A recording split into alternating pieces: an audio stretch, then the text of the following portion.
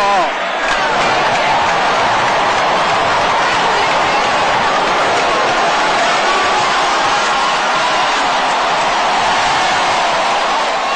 Hi, I'm Bob Cringely, and this is 3Com Park, home of the San Francisco Giants. It's the last game of the regular season, and the Giants have already clinched the National League West Championship. We used to call this Candlestick Park, but now it's named for 3Com, a company that made its millions by plumbing the Internet. Now, thanks to the growth of cyberspace, their bits and bytes have bought them the best bats and balls. This series is all about the Internet and the wired world, and about the geeks and nerds who, largely by accident, invented it, making billions and billions of dollars along the way. And that's all it takes to put your name on a ballpark.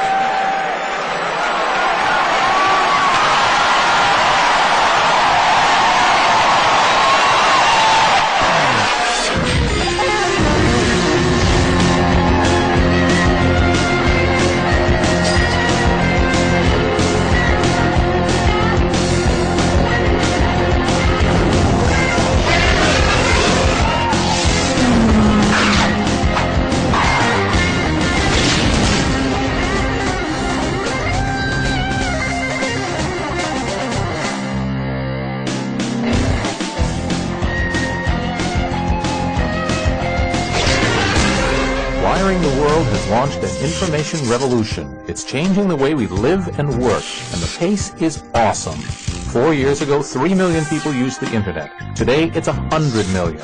By the year 2005, it could be 1 billion. Even if you don't own a PC, have never gone online, and think a website has something to do with spiders, the Internet is transforming your world. If you don't believe it, just look what's already happening. Well, you've heard about the information age. It's here. It's the Internet. It's the web. It's happening right in front of us. It's a privilege to be here watching it happen because I've been worrying about it for decades. The Internet boom hasn't even started. I mean, people are all, geeked up about it, but we're just beginning to scratch. I think we're in the roaring 20s. For the true believers, the Internet is much more than an electronic novelty. They have adopted a web lifestyle. The cheerleaders of this new revolution are staking their companies on all of us following their lead. You're living a web lifestyle when you just take it for granted that any purchase you make, any new thing you want to plan like a trip, you turn to the web as part of that process. People today live a phone lifestyle and a car lifestyle, and they almost laugh when you say that to them because it's just so taken for granted. A web lifestyle means living in the fast lane where time seems as compressed as the data in the wires, and change is the only constant. Take this building south of Market Street in San Francisco. 5 years ago, it was mostly derelict. Now it's been colonized by young Internet entrepreneurs. But for how long? Aha! Things have changed. Yes, we're on the move now. Hey. By the time this show airs, this San Francisco neighborhood will no longer be the hippest and hottest place in the digital world. That's because in the wired world, products and fashions change at warp speed. Time is measured in dog years. I'm physically 35, and my last year was a full net year, which is about 7 regular years. It's about a dog year, right? Yeah. So that means that, 35 plus 7, so I'm virtually 42, right? So basically, since I kind of feel 42, since I live so hard, I may as well have my midlife crisis and get it all over with, right? Ride a motorcycle, right? Date a young guy. In Internet time, there are no secrets. There's no time for delay. There are plenty of competitors who are going to eat you alive. You need to not take a breath and start over and do it again as soon as you get done with one. And you need to juggle 3 or 4 of these all the time. That's how you compete and survive if you're in the software business on the Internet. In the web universe, the person with 2 years experience has gotten more experience in web years than someone who's got 20 years of the previous generation of programming. It's a bit of an overstatement, but web years, are a wonderful curiosity to the general public and an actual health threat to those who work in the industry. Well, I've been in the net for 3 years, and 3 years ago I was 41, so 41 and 21 makes me 62. You're a senior citizen.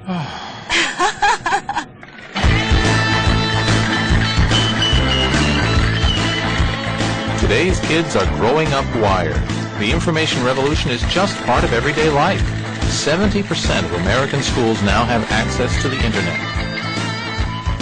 Take Edwin Chu. I first met him in 1995. Even then, he knew exactly where he was headed.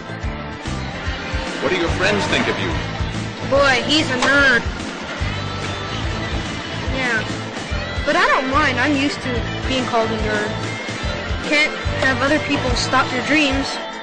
Hey, Edwin. Hi! Hey, so Nice to see you again. good to see you. Edwin is an inventor. He's made a laser pointer from a dental floss box, and he's designed the GoPed. It's a combination of a go-kart and a moped, because a moped has 2 wheels and a go-kart's got 4, and this one's got 3, and it's right in the middle. And it's a GoPed. GoPed. The front end of this looks like some sort of... That was my sister's old tricycle. She never used it. I made it into something actually useful. Edwin was born in 1985 in the PC generation. His talent for technology may make him a future entrepreneur, but otherwise he's a typical American teenager. His world is being shaped by the internet and the web at a pace you have to experience to believe. Yep, this thing's fully charged and ready to go.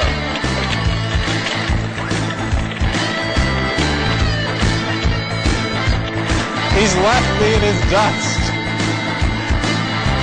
Yo, Edwin. He's gone. He's gone. Nothing illustrates the incredible rate of change in the internet better than the story of 6 young guys I first met with 4 years ago in that garage. Straight out of Stanford University, they'd started a company then called Architects, and I've been coming back every year to watch them grow. And have they grown? The company, now called Excite, is worth more than $1 billion. Let's flash back to that first meeting in 1994. It's hard to look beyond, we need a demo, and we need it now. Usually at the core, there's one guy with minimal social skills, but just amazing brain. He has great social skills. Oh, he has great social skills. Here you are. Well, how's it going? How is it like working with these semi-incompetents? They're all quite competent. And it's a lot of fun. How much so far has this all cost? $2,000 maybe? Do you still have money in the bank? Oh yeah. We're frugal. We're really frugal. It's amazing. That's why the rice. That's the rice. I'll return to the Architects boys to see how they get on, but already they were smart enough to see that information technology was going to be a big business. The PC was the largest single legal creation of wealth we've ever seen on the planet, so I figured right now we're into year 3 of the web, and by my calculation, the new companies, not the existing ones, but the new web companies, are worth more than $40 billion. And that's 4 times what the PC companies were worth at this point in the decade of the PC. This is not a hula hoop. It's not a fad. Hey, aren't the experts saying that very few internet businesses are profitable?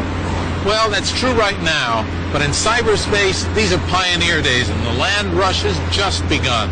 Still, there are a few early stakeholders who have already hit pay dirt.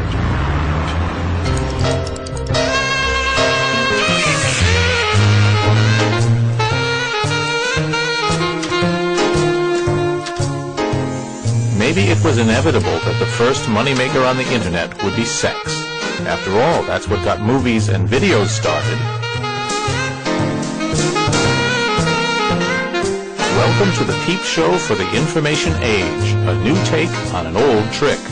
Nowadays, thanks to the interactive assets of the internet, you can see exactly what you want, or more accurately, what you pay $5.99 a minute for. So, Kat, you're part of the adult internet industry. Yes, I am. Do you feel like a pioneer? Yes, actually, I like this new venue. I feel like I'm getting a fresh start, like right at the beginning of it. And there's a lot of open doors. On the web, you can't handle the merchandise, but that hasn't prevented the greatest of all American inventions, shopping, from entering cyberspace. No surprise to find that the World Wide Web has become a virtual mall. One of the first virtual stores to build a real business is a virtual bookstore.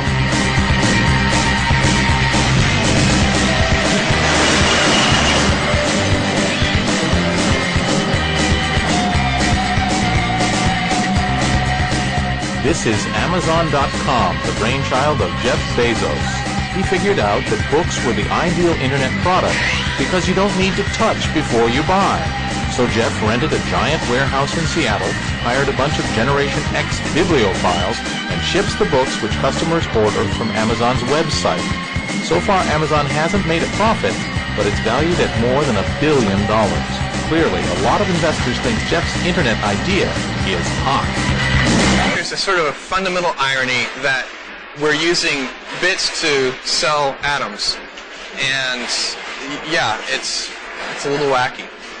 But it works, and it's extremely efficient, and people recognize the value. A year after we visited the architects' boys in their grungy garage, they'd gone through the VC experience and moved into a real office. The boys were a year older and 5 years wiser. Working 100 hours a week can do that to you. The venture capitalist who backed the architect's dream was Vinod Khosla. Now, what made me spend $5,000 or $10,000 on 15 minutes on 5 guys, or really 2 guys, Joe Kraus and Graham Spencer, who I was meeting for the first time, who had never had a job, never had any success, had completely crazy notions of what applications they wanted to pursue. There was something about them that said to me, they are good entrepreneurs. They were good listeners. They were good debaters. They were thoughtful about my comments. They didn't give in to everything I said. They didn't disagree with everything I said. And I really liked the vibrations, the vibes. They were really good vibes. These are the 5 sentences that are statistically most relevant to the document. A moat it is to trouble the mind's eye. That's pretty deep. Let's leave Graham for the moment. Summarizing Shakespeare has its uses, but the web has a lot more to offer, like replacing the post office and the telephone. The web is incredibly exciting because it is the fulfillment of a lot of our dreams that the computer would ultimately not be primarily a device for computation, but metamorphosize into a device for communication. And with the web, that's finally happening. And secondly, it's exciting because Microsoft doesn't own it, and therefore there's a tremendous amount of innovation happening. Welcome. You've got mail.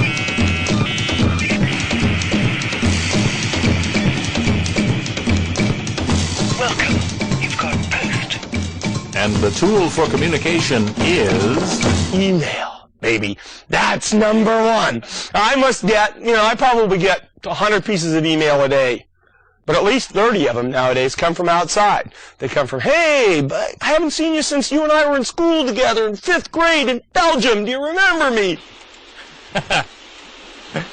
Dear Steve, life's a beach. Wish you were here. I'm sending an email to Steve Ballmer, who obviously likes receiving them.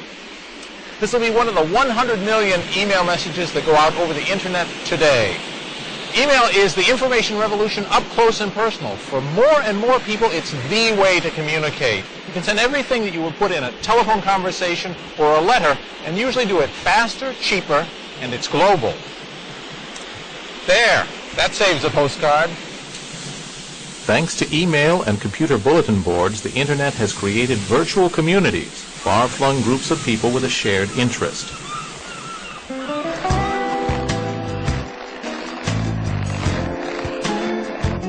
Boston writer Fawn Fitter joined The Well, one of the oldest electronic meeting places, where she has met, talked, and argued with kindred souls, and even fallen in love. I had this computer, and I went out and bought this modem, and I got online, and I was just blown away. Absolutely.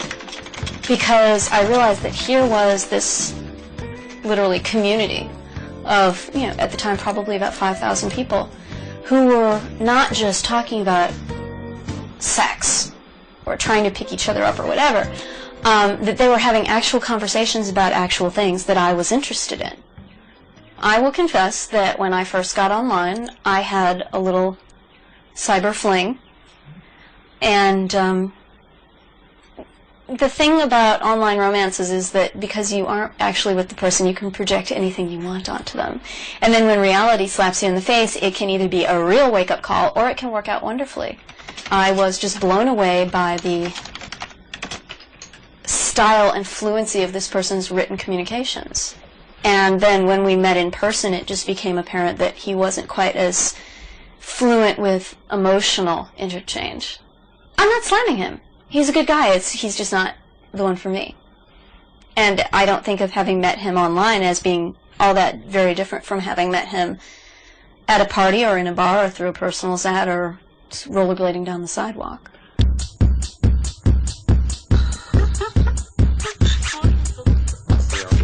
Back to those architects' guys. When I caught up with them again in 1997, what a transformation.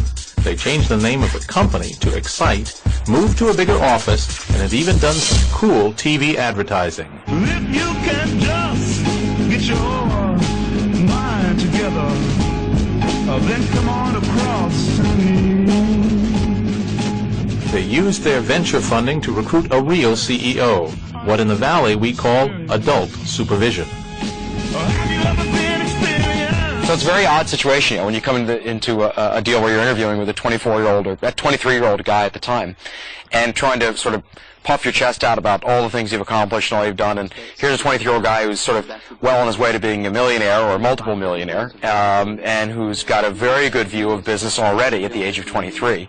And he was not alone among the other founders. They also were very sophisticated in other ways. Most important of all, the company had gone public. After just 3 years, each of these 20-somethings was worth about $10 million and had money to spend. Bought a new phone. Bought a new phone. StarTAC phone. I love that phone.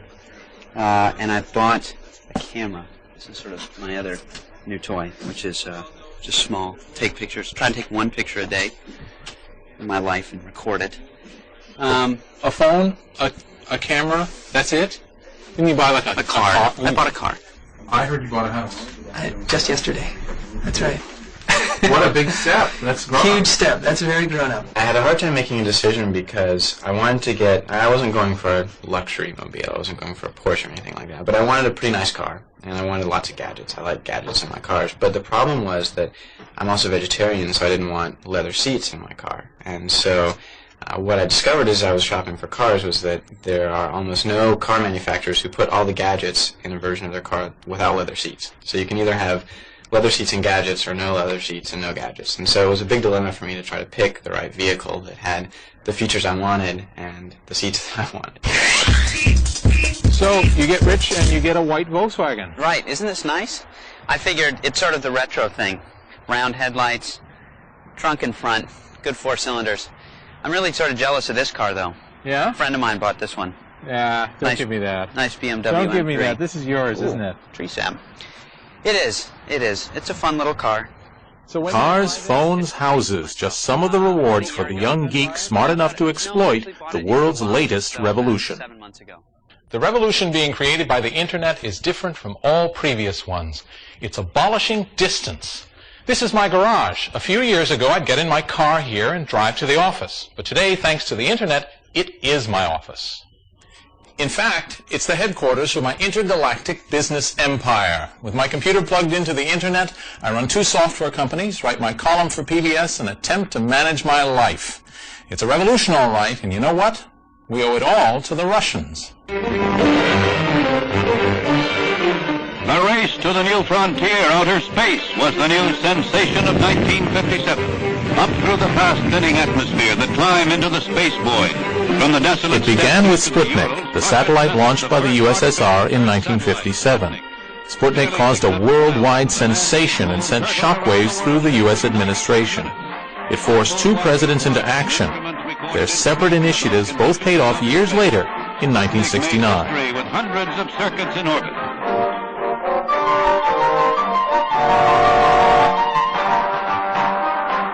President Eisenhower created an agency called ARPA to fund high-powered scientific and space research.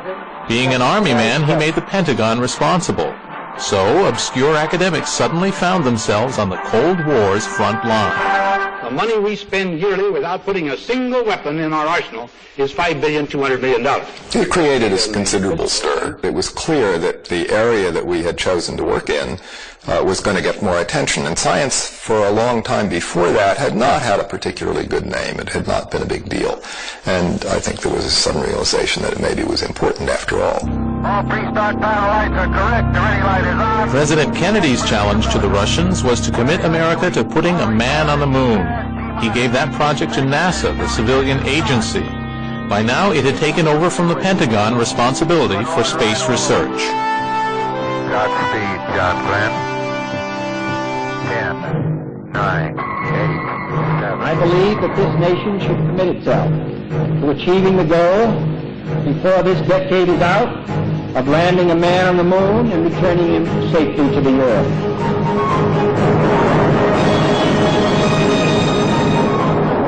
As NASA launched America's first astronauts, Pentagon scientists decided computers had the right stuff. Compared with the high-profile moon missions, computer research was something of a Cinderella. Throughout the 1960s, it was the space race which got all the media's attention.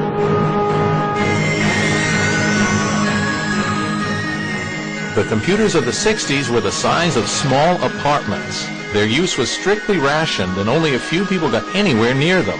Still, a visionary psychologist at MIT, J.C.R. Licklider, known to all as Lick, saw their growing potential. The computer technology has been moving in a way that nothing else people have ever known has moved. Here's a field that gets 1,000 times as good in 20 years. Lick had this concept of the intergalactic network, which he believed was everybody could use computers anywhere and get at data anywhere in the world. Specialized hardware facilities tend to be expensive but very efficient. On the other hand, if they can be distributed, then specialized hardware facilities can be very effective and can let us do things that we couldn't otherwise do.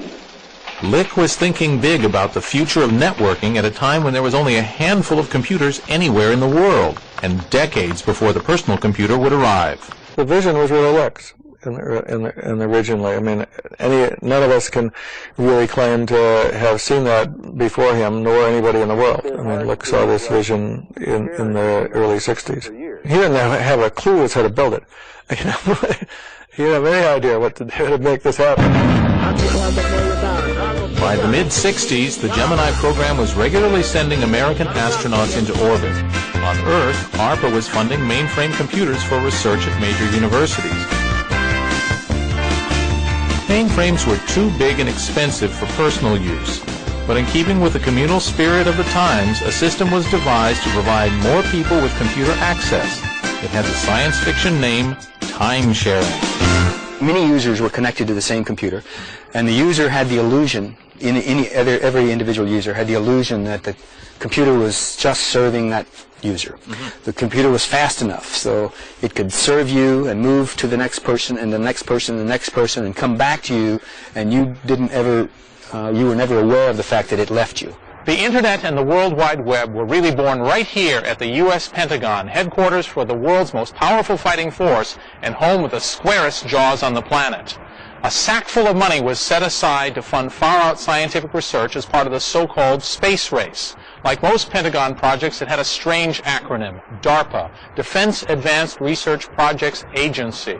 But DARPA had very little to do with defense and a great deal to do with the research interests of the people who controlled the money. As NASA achieved the first docking in space, Bob Taylor took over ARPA's responsibility for spending the Pentagon's budget for computer research. In most government funding, there are committees that decide who gets what and who does what.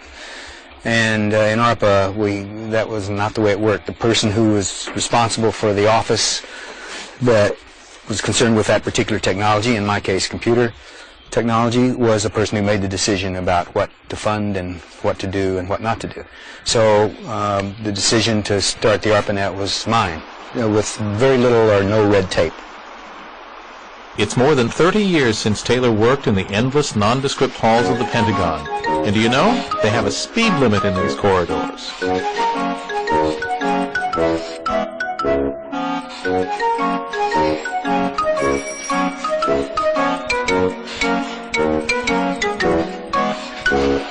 long way from Silicon Valley, light years from the Silicon Valley way of doing business, the campaign to build a national computer network began here. We're going to what was Bob Taylor's office, where the word went out to start wiring the world.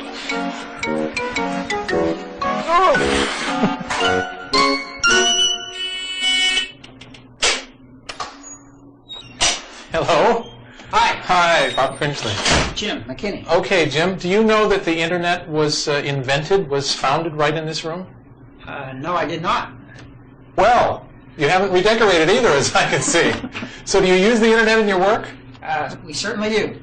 It doesn't look like much, but here Bob Taylor had a brainwave. How about networking all of ARPA's computers together? So he asked his boss, Charlie Hertzfeld, for $1 million. And he got it.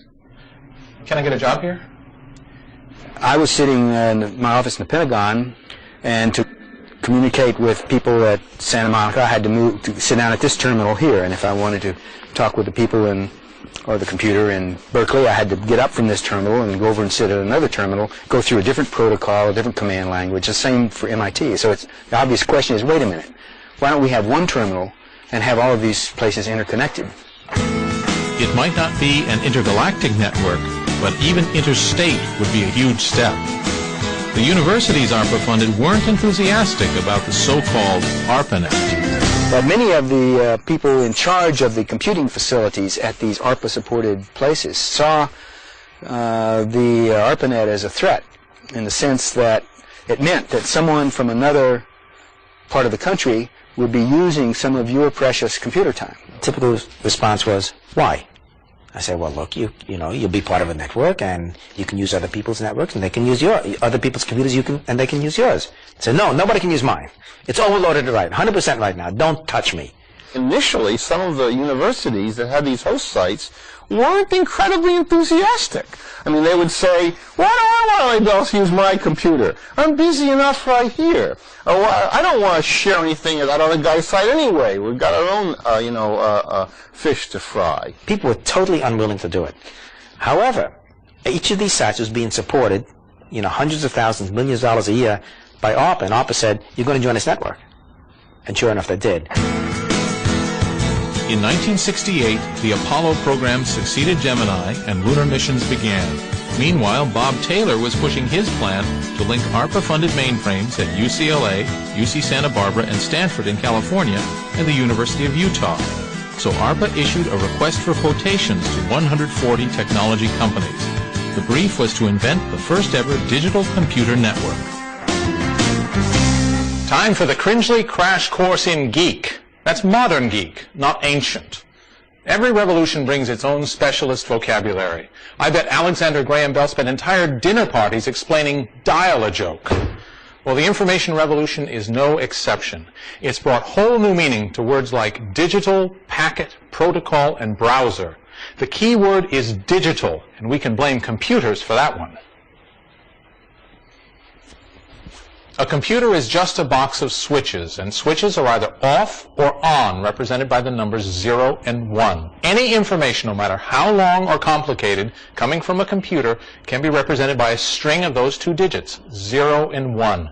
That's why we call the process digital. It's not very original, but then computers aren't known for their imagination. Larry Roberts was chosen to draw up the request for quotations. He was an MIT computer scientist who became the chief architect of the ARPANET.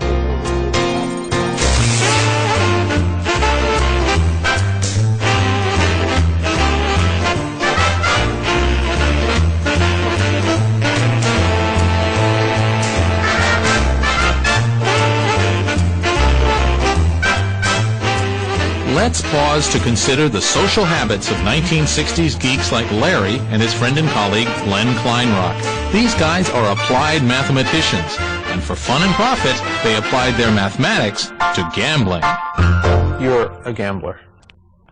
I do when I can win, when I know how to win.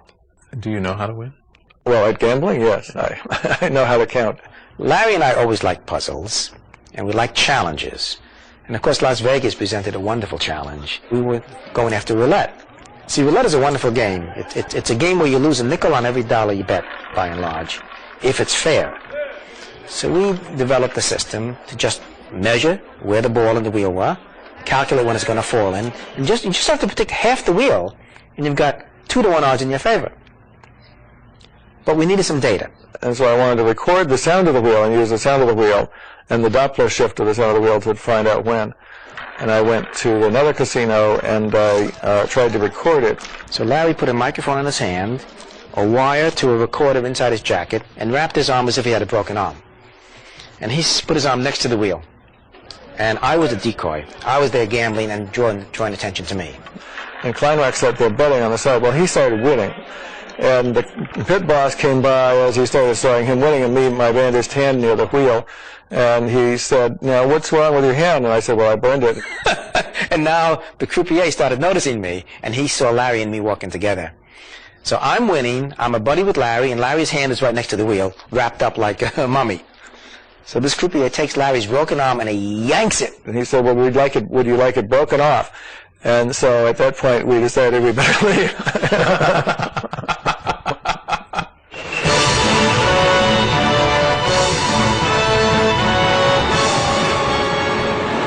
George, can I drive it? Oh, sure. We let all our passengers drive the dock. Out the open water, sure.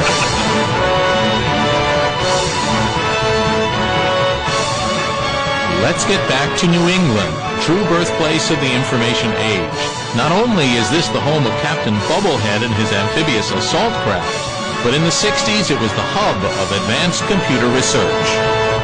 Massachusetts is famous for much more than just the Boston Tea Party, which happened over there in Boston Harbor. It's also renowned for Boston's twin city across the river, Cambridge, home of two of the most high-powered scientific institutions in the world. But beyond Harvard and MIT, the Massachusetts Institute of Technology, there's another outfit often called the Third University on the Charles. It's a high-tech engineering company called BB&N for its founders, Bolt, Baranek, and Newman. In 1968, BBN was ready to take its place in networking history. So let's meet some of the team who would unexpectedly change the world. Californian Dave Walden made juggling the hobby of choice around the ARPANET community. Frank Hart was a systems engineer from Yonkers with a reputation as a tough manager. Severo Ornstein, musician and rock climber, later founded Computer Scientists for Social Responsibility. This outfit was ready for the challenge issued from the Pentagon. BB&N was aware for some time before that a bid was, a request for proposal was coming. Bob Kahn in particular, who was one of our team, was aware of that.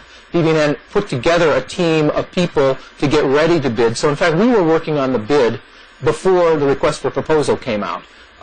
Planning, thinking, doing designs. So when the actual request for proposal came out, in some sense it was like doing the design a second time. It seemed we could build it, and I went in and told Frank, in words which I guess have become somewhat immortalized, that sure we could build it, but I had no idea why anybody would want such a thing. Christmas 1968. The Apollo 8 astronauts became the first men to orbit the moon. God said, let the waters under the heaven be gathered together into one place, and let the dry land appear. And God saw that it was good. And from the crew of Apollo 8, we close with good night, a Merry Christmas, and God bless all of you on the good earth. And BBN got their own Christmas message from ARPA. They won the bid. Now they would have the chance to start wiring the planet. First, they had to turn a theory into a practical network. Len Kleinrock at UCLA was the guy with the theory. My PhD dissertation basically uncovered the underlying principles of packet switching, of message switching, of burst communications, of data networking. Here's another word from the Cringely Glossary of Geek. Packet. And since this is the very foundation stone of the Internet, please pay attention. We have two computers, and they are connected to each other by a digital network. We want to send a message from one computer to the other. Do we send it as one big chunk or lots of little chunks? Well, it's much easier to put sand on a pipe than boulders, so I say little chunks. These chunks are called packets. And the first thing we do is we number them So we know their order in case they get out of sequence going over the network. And we add some extra information to them that says where they came from and where they're going. So that if, for example, there's a traffic jam along here, the network can redirect them through another computer. That's called packet switching. This is how the internet works. Of course, there's no guarantee that the person on this end is actually going to read it. The packet switching network planned by ARPA used phone lines, but in a way they'd never been used before. When you make a phone call to your mother-in-law and then talk to her on that phone line, whether you talk fast or slow or halt in the middle, you tie up the phone line the whole time. Computers tend to talk in little bursts when they talk to each other. So there was a lot of technology that had never been done in trying to break up messages into packets and send them over phone lines. Vint Cerf was at UCLA. Bob Kahn was at BBN. Two more pioneers who helped design the ARPANET. They're not exactly household names, but they should be, as we'll be hearing later. There is an electrical linkage, an electromagnetic linkage between your telephone and the other one, which stays up, fully connected, until the conversation is over and one of you hangs up. It would be the equivalent of, in order to drive from, let's say, Washington, D.C. to Los Angeles, having to reserve the whole road, for you to make the trip, and it's not a very efficient use of the road space. To build a network linking mainframe computers over telephone lines, in the 1960s there were two monster companies you'd expect to be involved. But both AT&T and IBM declined to bid. When I asked AT&T to participate in the ARPANET, they assured me that packet switching wouldn't work, so that didn't go very far. The telephony attitude, I hope my phone doesn't get cut off. The telephony attitude is not very compatible with packet switching. What is the telephony attitude? Well, the telephony attitude is we're going to guarantee certain capacities. It's about guaranteed levels of service. It's about investments that you make, that you get back over decades, and the world is simply moving much faster than that. The difference between a person talking on a phone line and a computer sending bursts of data is simple. Computers do it quickly and more efficiently. Sorry, Mom. Packets are just like postcards. They've got to and from addresses, and they have a finite amount of content on them. And like a postcard, you put it into the post box. If you put two in, you don't know what order they're going to come out. They might not even come out on the same day. Some of them get lost. That's true of packets. They don't necessarily follow the same paths to get to the destination. That's also true of electronic packets. The only difference is an electronic packet goes about 100 million times faster than a postcard. So while NASA was sending men into space, the team at BBN was shipping packets down phone lines. Basically, I knew nothing. I would also say that most of us on the team didn't know anything about packet switching because, in fact, we were inventing packet switching. There were a lot of very difficult, detailed technical problems. But breakthrough would not be how I would describe any of that. I tend to think of breakthroughs as inventing DNA or something else. And there was none of that, really. Yeah. I think actually God invented DNA. And I think none of us had any doubt that we could do it in 9 months. It was an engineering task. It was a fun one. Yes, we were going to have to work day and night and weekends, but not so hard. By an odd coincidence, the ARPA-funded scientists designed the blueprint, wrote the software, and built the computers for the world's first digital network, just as NASA's Apollo program reached its lunar climax. Two visions of science and technology, one begun in 1958 and the other in 1961, would both deliver the goods within a few weeks. Kinda neat, isn't it? I wonder what became of the space program. Come here, I want to show you something. It's right over here. This is a historic machine. It's the first IMP on the ARPANET. IMP stands for Interface Message Processor. Today, we'd call it a router. Back then, it was a mini computer that was connected to one or several mainframes here at UCLA and made possible packet switching. The packets would come in, the imp would sort them out, error correct them, and either send them to those local machines, or later, when there were more imps, send them across the ARPANET. Oh, you can tell this thing was built for the military. It's built like a tank. And for the first 7,792 hours of the ARPANET, it made sure that we got a message instead of a mess. After just 9 months' work, the moment of truth. The first imp was ready to be blitzed with bits. On budget, on time. This was a government project? My laboratory was the place where the internet came to life. It was then called the ARPANET. We had the first switch, which was called an IMP, an Interface Message Processor. It was wheeled into my laboratory over the Labor Day weekend in 1969.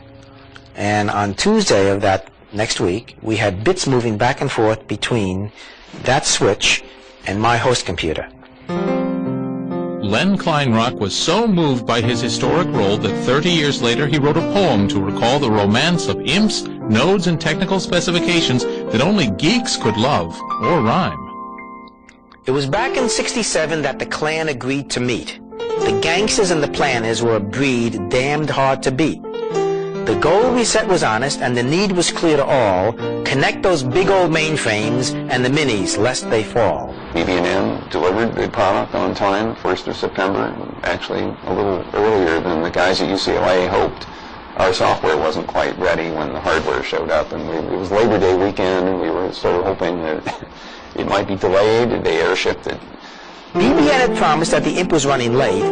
We welcomed any slippage in the deadly scheduled date. But one day after Labor Day, it was plopped down at our gate. Those dirty, rotten scoundrels sent the damn thing out air freight. Battleship gray cabinet with eye hooks in the top so that a helicopter could lift it, and it was a refrigerator-sized object with a computer in it, a Honeywell 516, and with special interfaces that had been designed by Ornstein and built by Honeywell in that cabinet so that it would then connect to host computers at each site. And inside was a program which had been written at BB&M. So the machine shows up, they get it on a forklift, and it goes into the UCLA facility, and they turn it on, and it picks up where it left off. You see, the government sometimes picks dates for the hell of it. I mean, there was no reason. If to be truth known, it was an artificial date picked by the government and picked by Larry Roberts. I don't know how the devil they picked it. As I recall that Tuesday, it makes me want to cry. Everybody's brother came to blame the other guy. Folks were there from ARPA, BB&M, and Honeywell, UCLA, and ATT, and all were scared as hell. We cautiously connected, and the bits began to flow. The pieces really functioned, just why I still don't know. Messages were moving pretty well by Wednesday morn. All the rest is history. Packet switching had been born. Okay, Neil, we can see you coming down the ladder now. 7 weeks before the ARPANET sparked to life, Neil Armstrong became the first man to walk on the moon. That's one small step for man, one giant leap for mankind. Time will tell whether Apollo or ARPANET meant more for mankind, but there's no argument who had the better soundbite. A month later, a second imp was ready at Stanford. What memorable message was sent? All we tried to do was log on from our host to their host. You know, remember, we're engineers, okay? So I had one of my guys set this up, and we also had a voice line in parallel with the data line. So he had a pair of headphones and a speaker, and so did the other guy at the other end. And so we typed in L, and we said, "Did you get the L?" And he said, "I got the L." So we want to type in LOG, and then the rest would be LOGI. It would span out the word login. You got the L. Hit the O. Did you get the O? Got the O. Did you get the G? Crash. The system failed on the G. And a couple of hours later, we successfully logged in, did some minimal things, and logged off. That was the first message on the internet. Log in, crash.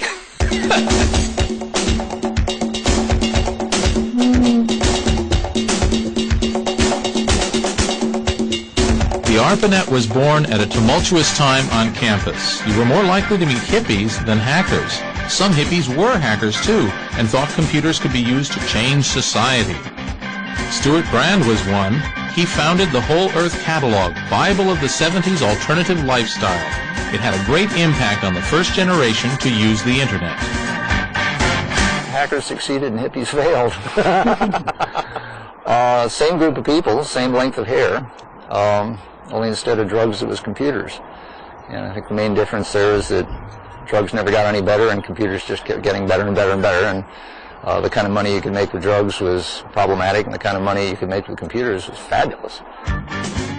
Ted Nelson was another visionary who grasped the potential of computer networking in his book Computer Lib long before it was technically feasible.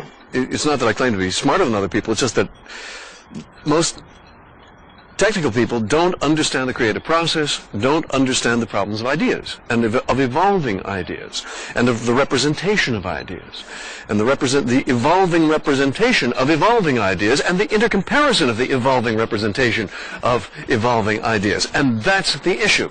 Nothing less will do. Howard Rheingold, a whole Earth catalog writer and career high-tech hipster, believed computers could become tools of liberation. It's not so much anti-establishment as empowerment of the individual.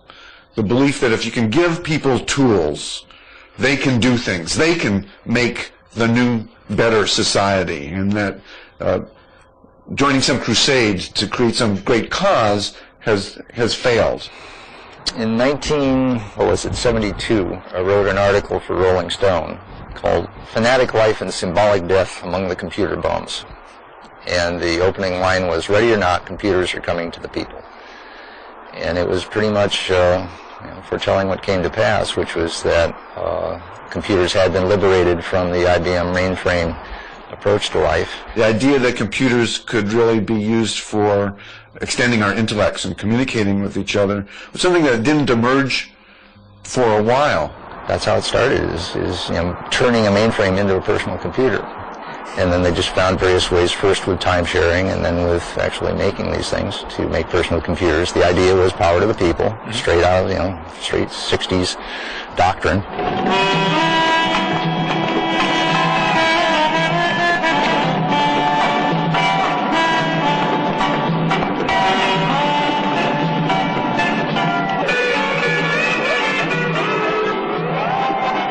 Advances in computer networking weren't limited to the mainland.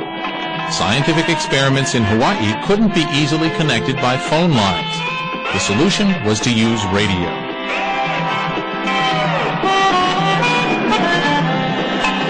So was it the engineering challenge that drew Norm Abramson to Hawaii? Actually, it was the surf. I was teaching out here, actually, at Stanford, when I first saw Hawaii about 30 years ago, and 29 years ago I decided to move there. It took me about a year to find a university position there and moved to Hawaii to go surfing. I don't know much about the University of Hawaii, but it doesn't just jump to mind as a hotbed of computer research. It isn't, but the surf is a hell of a lot better than it is here. We convinced Larry in particular that we could do something that had never been done before technically. And this was, what, the Aloha Net? It was the Aloha Net. It was the first network that decided that it was sensible to transmit data into a computer by means of radio waves rather than telephone lines or conventional wires. And we put a radio channel together, connected it in a new way to a computer, a very primitive computer at that time, and demonstrated wireless data for the first time in and out of a computer. And you were doing wireless data in Hawaii because of their islands? Is that it? Frankly, I was doing it because of the surf.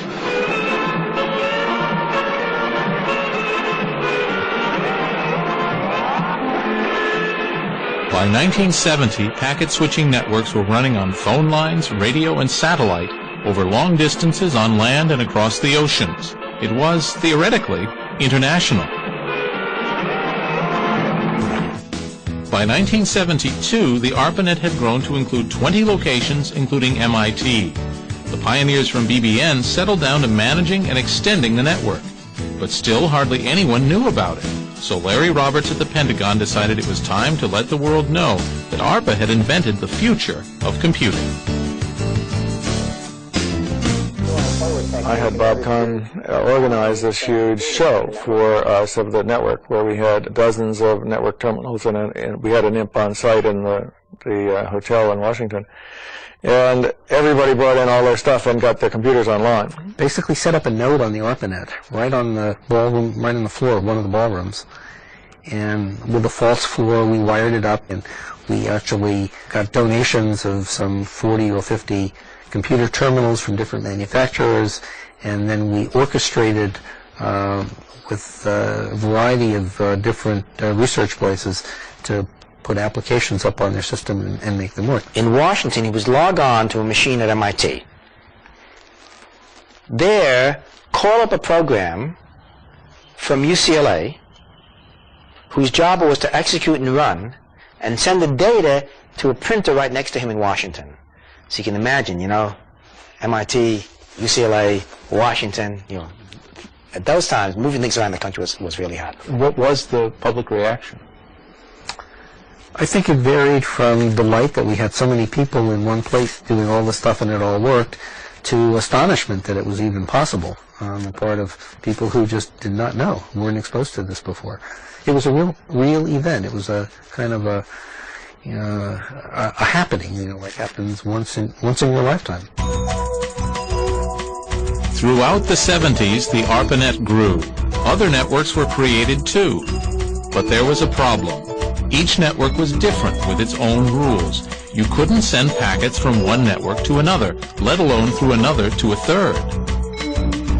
There was no common language, no common way to communicate, no way to get a program from one to the other. So we basically had a serious problem in transporting anything in terms of knowledge. So we had no way to essentially, like language, for civilization to grow. And we were stuck back like the man before he had a language in terms of being able to exchange and build on the past. As far as usage of the network goes, for a while it was very, very, very underused. I think it was a little bit like having a very good highway system and no cars, because there weren't very many programs set up to use it.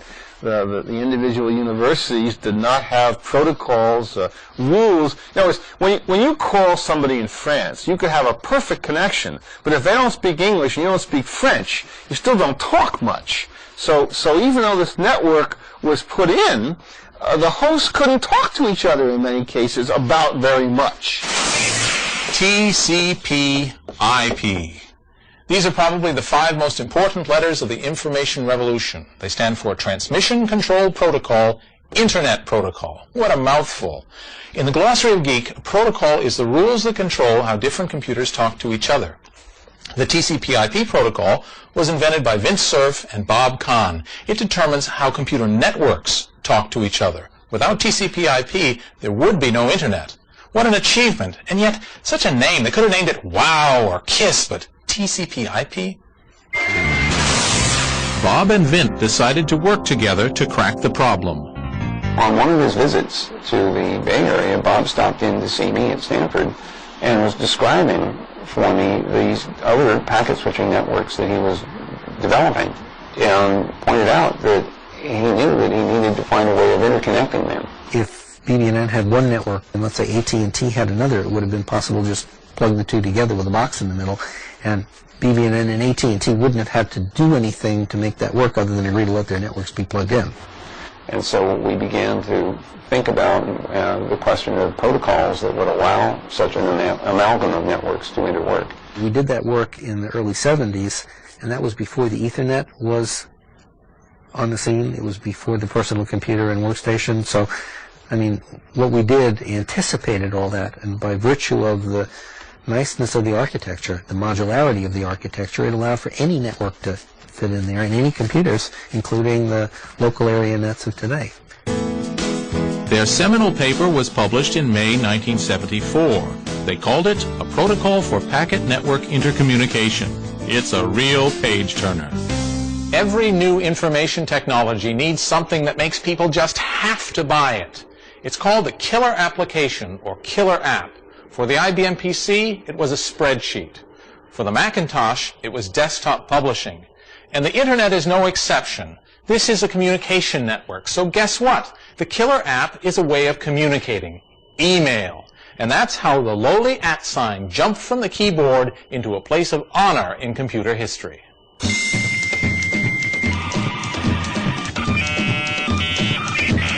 Electronic mail was also invented at BBN back in 1972.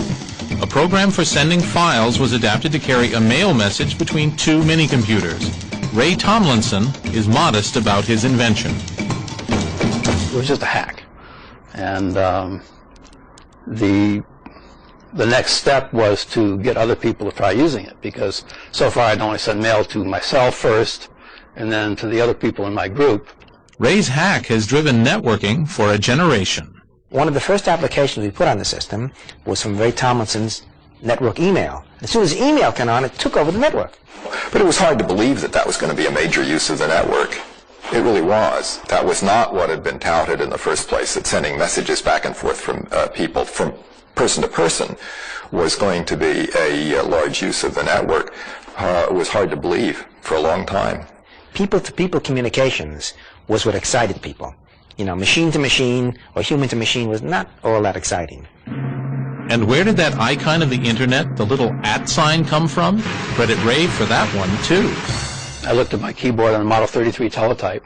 The one that was most obvious was the @ sign, because this person was at this other computer. In some sense, he was at it. He was in the same room with it anyway.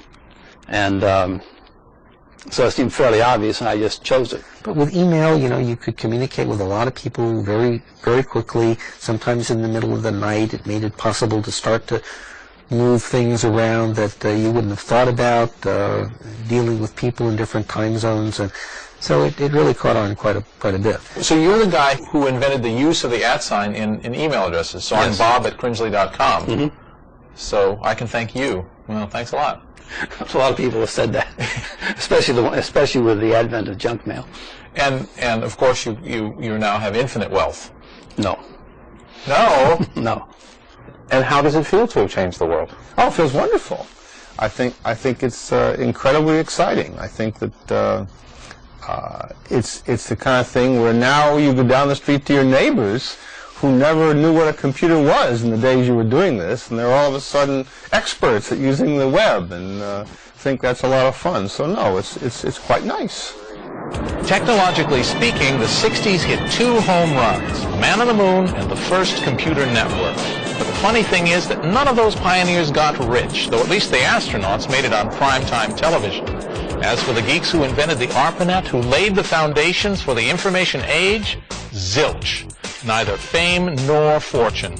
It took the invention of the PC before someone hit the jackpot, and what a jackpot it was. But that's for the next part of our story.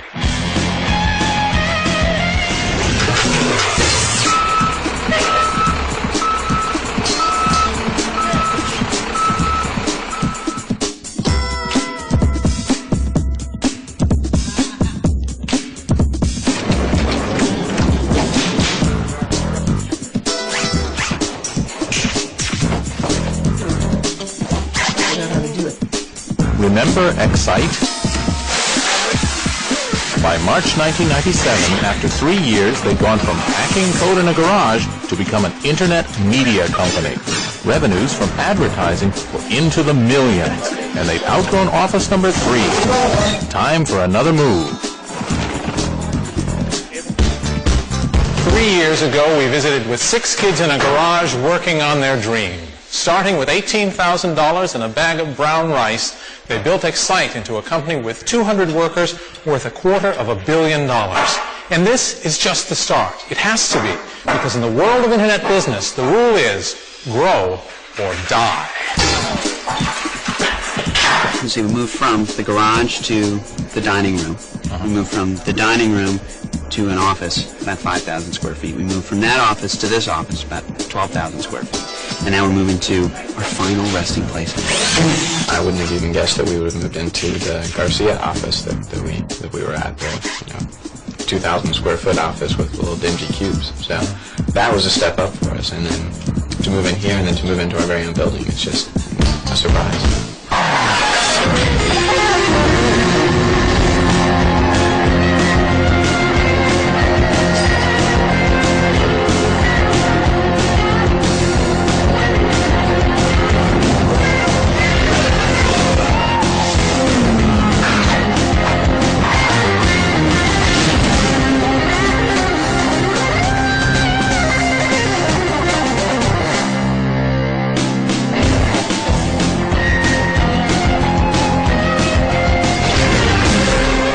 site is visible proof of the Internet's astonishing progress. Its growth mirrors the expansion of the wired world. In 4 years, the number of Americans using the Internet has risen from 5 million to 62 million. Traffic on the Internet is doubling every 100 days. And the fun's only just begun. We're only 2 years into this huge revolution called the commercial use of the Internet. We're only 2 years in. Think where other industries were just 2 years into their lives. Think where cars were 2 years into automobiles. Oh, they were terrible. I mean, bicycle wheels, a tiller for the steering wheel, a motor that took you at 5 miles an hour and died in about a half a mile. If you look back in history, past the scope of this program, past 1970, past 1900, back to when we were human beings in small tribes hunting and gathering. Everybody you had to deal with was somebody you saw every day. And we're a species that's based on communication with our entire tribe. And one thing that modern communication does is make it possible, again, for us to communicate with anybody in the world. Unlike the PC, it levers the top line. It helps us entertain and inform and educate and inspire and sell and make community, even make meaning out of life and out of death. And that's a far more powerful dynamic than cranking out memos and doing financial analyses with a spreadsheet. Think of this as just a few milliseconds after the Big Bang. I mean, we only barely discern the fundamental laws of physics, the business models that are going to work. What better place for a Big Bang than CERN, the European Laboratory for Particle Research? Believe it or not, this is where the explosive growth of the Internet began. Here in Geneva, Switzerland, the next great Internet breakthrough, the World Wide Web, was created by an English programmer named Tim Berners-Lee. There was always different sorts of people from different countries who brought different sorts of computing equipment. And so CERN was at the forefront of making gateways for file transfer exchange so that you could get files from different sorts of computer, email exchange so that you could get email from the proprietary systems to cross borders and go into another proprietary system. And although I wasn't involved with that, that was the spirit. There was a lot of networking. Despite all this networking, there was no simple way for CERN scientists to retrieve information from each other's computers. In fact, it was exactly like the Internet on a small scale.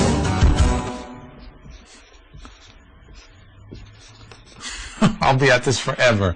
What I'm trying to draw here is 160,000 computers in 800 different networks, all running different operating systems, different programming languages. It's a mess.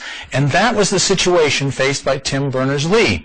He wanted to find a way to get information from this computer over here to this user over here. And the question was, how to get it. In fact, it was basically technically trivial to go and get it. It just happened that you had to be a guru of the highest degree to actually be able to navigate all the networks and figure out all the programs that you would come across on your way and know that, what commands to give them to actually get the data back. And the chances are when you got it back, you wouldn't be able to actually read it anyway because of all the incompatibilities. Started in October writing a program which I call World Wide Web. When you're reading something, you could, if it's interesting and you've got write access to it, you could just highlight a phrase, hit a hotkey, Control-Shift-N, and it would bring up another window. Tim Berners-Lee's greatest achievement may have been giving an address to every bit of information on the Internet. You've seen these things. www.cringely.com. That's my web page, and this is the address called a Universal Resource Locator. Forget about that. The important thing is that you don't have to know about names of files. You don't have to know where this is. You just have to remember cringely.com, and you're there. By inventing HTTP, or Hypertext Transfer Protocol, Tim figured out how to embed an address under any word or picture you like. And then when you click on that word or icon, you automatically jump through the Internet to, say, the Cringely domain. Ah, there's a website for sore eyes. The power of a hypertext link is that it can link to absolutely anything. That's the fundamental concept. The fundamental idea was anything which was out there somewhere sitting on a computer disk where that computer was attached to a network, you ought to be able to give it an address, you ought to be able to make a link to it. The key insight that I think I credit Tim Berners-Lee with is the URL, the idea that there's a uniform resource locator that says I can point at any particular bit of information on the internet. If I mean that you should go to this university, look in their FTP archive, look in their file archives, and download this picture of a Corvette and put it up on the screen, I now have a way of doing that. So that's why the characters http://www have become as familiar as Coca-Cola. In fact, Tim's idea wasn't new. 20 years earlier, computer visionary Ted Nelson, author of the seminal hacker work Computer Lib, had proposed a global network. He called it Xanadu, a magic place of literary memory, after Coleridge's poem Kubla Khan. In Xanadu did Kubla Khan a stately pleasure-dome decree, where Alph the sacred river ran through caverns measureless to man, down to a sacred sea. Xanadu was measureless too. It involves storing all the world's literature on databases and accessing it through links which Ted called hypertext, with an automatic system for paying royalties to authors whose work was used. But like Coleridge's vision, Nelson's Xanadu never saw the light of day. But Tim's invention did, and the World Wide Web turned a network for geeks into something everyone could use, though not everyone's pleased. Tim Berners-Lee figured out that the key was extreme simplicity.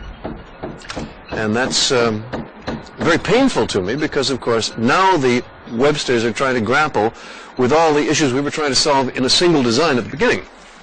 And the World Wide Web is pretty awful. I mean, I dearly love Tim Berners-Lee, and I think he's a great guy and a wonderful idealist and he just achieves wonderful things. But the unfortunate thing about the World Wide Web is just how messed up it is. Perhaps it's sour grapes, but at least Ted Nelson can claim the creation of hypertext. But does he? Hypertext is obvious. So I do not claim to have invented hypertext, I merely discovered it. It's like the telephone. Now the telephone at the time seemed to be an invention. To us now it was a discovery. Because it's obvious. Okay, so hypertext is like that. To me it was simply the obvious next step of literature. What is hypertext? Hypertext is non-sequential.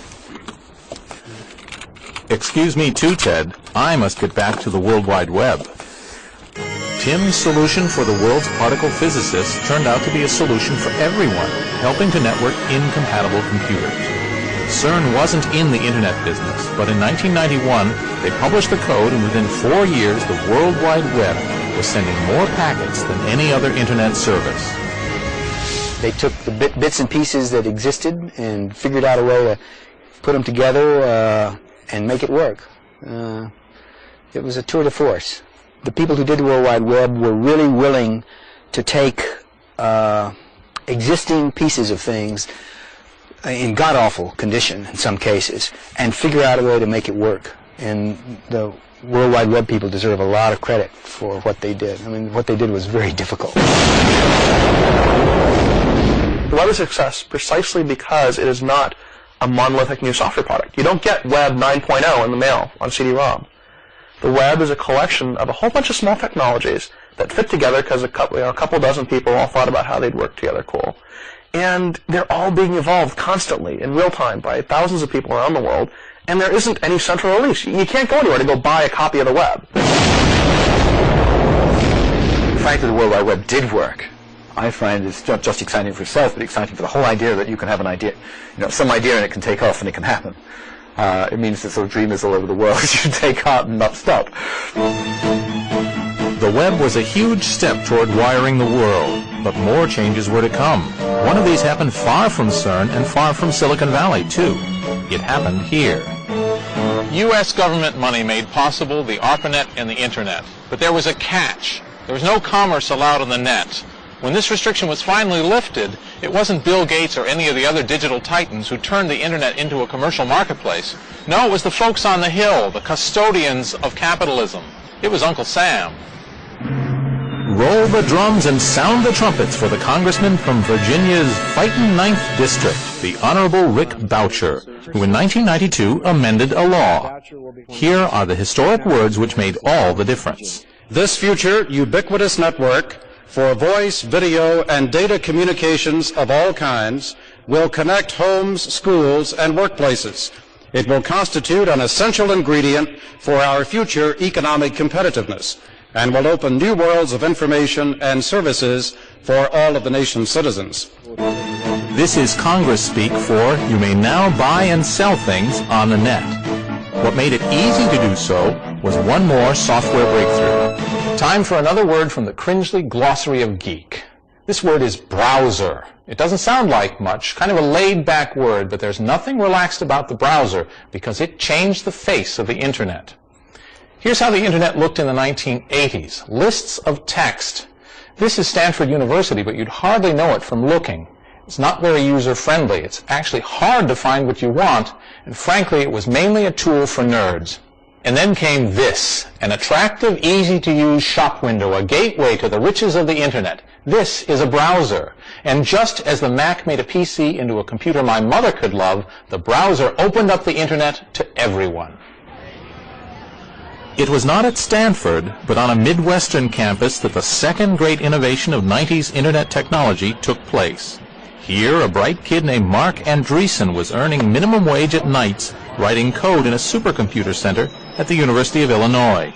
His prototype browser was a piece of software called Mosaic.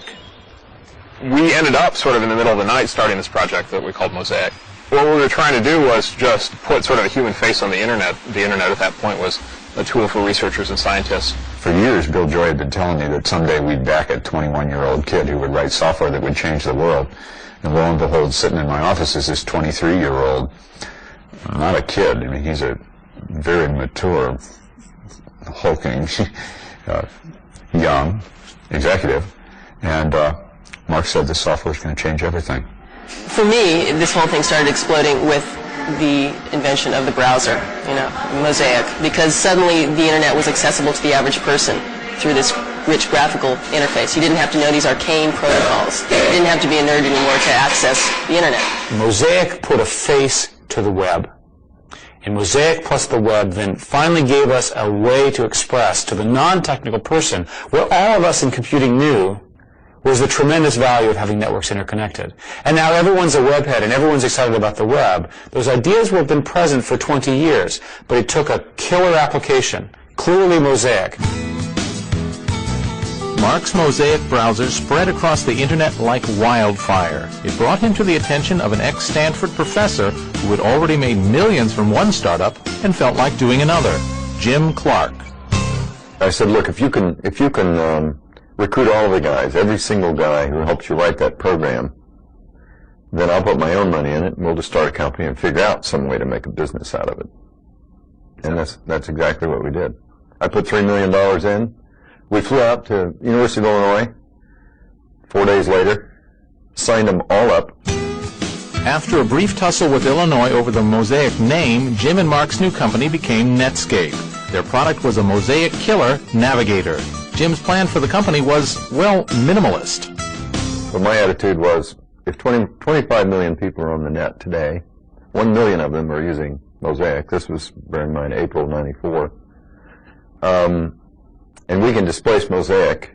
There's 24 more million people who would like a product like this, presumably.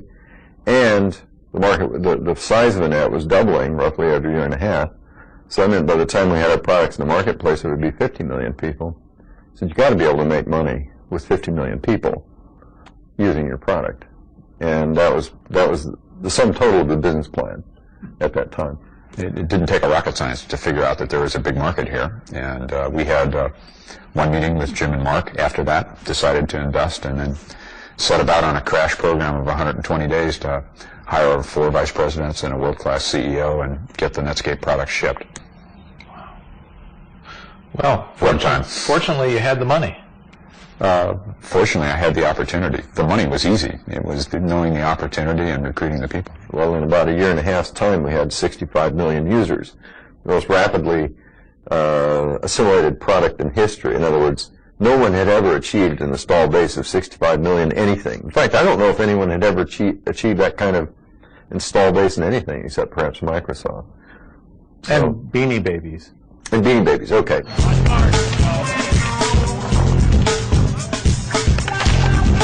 In 1994 and 95, Netscape was known as the fastest growing company in the industry, with all the requisite Valley attributes: shiny, low-rise buildings, Generation X workforce, and a parking lot reserved just for roller hockey. Today, they're famous for the fact that they're going head-to-head with Microsoft. The folks in Illinois did some clever work early on. Now, that happened to include Andreessen, and Netscape got formed. But there was some clever work done in Illinois. There's always going to be some clever work done someplace that's not here. Hopefully there's a lot of clever work done here too. But there's always going to be some clever work done someplace else. And number two, we had a big thing we had to get done called Windows 95. And while we managed to get a browser done and built in because we weren't asleep, it didn't get the same kind of passionate, forward, 100% focus that we love to give things, because we had a lot of that focus already into doing the basic job of Windows 95. And so a little bit of cleverness and a little bit of sort of other priority was all it took to create a window. That's how dynamic and competitive this industry is, in which Netscape emerged. We also were making money on it. That was it. Our first full year of business was $75 million in revenue, and the next year was $375 million.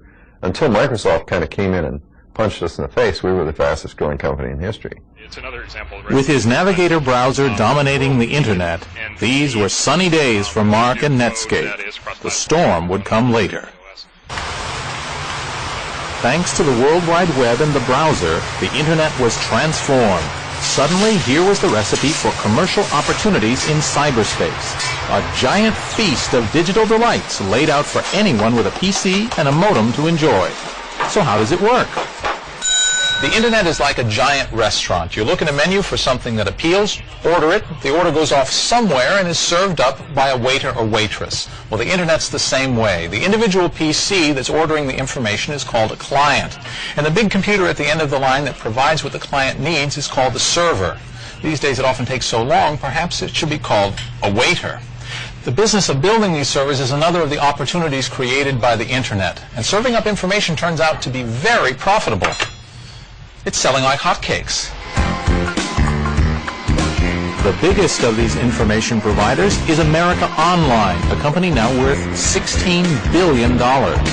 Even in the real world of trains, planes, and automobiles, many of us still need a tour operator to package our travel. Founder Steve Case saw a similar opportunity in the virtual world, offering beginners the internet experience in an all-in-one package. Now, this may be a virtual world, but it still needs real hardware. In all this talk of wiring the world, it's easy to forget that someone actually has to do the job of wiring it. And that's happening here at America Online's new data center in Virginia, where computers and routers and modems are going in that are going to give 10 million people access to the internet and beyond. Excuse me. Welcome. You've got mail.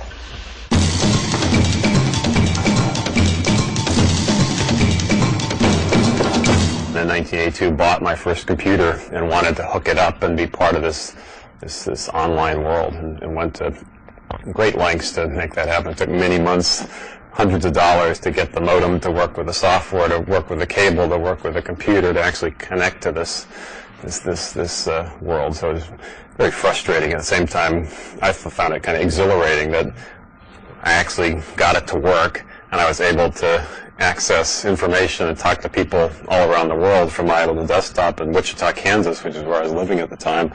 So I thought the whole thing was really quite magical. And the companies that are leaders in making that happen and popularizing that concept for a mainstream audience, I think are going to be very, very successful. And we'd like AOL to be in this new interactive world what AT&T was in the telephone business 100 years ago, or Microsoft has been more recently in the software business. There's a big opportunity here. Oddly enough, Microsoft wanted to be the Microsoft of the online market too. But for a change, Microsoft didn't succeed. The Microsoft Network was our decision to get into the online service business. We thought that for people at home in particular, this would be explosive. And we very much believe that to this day.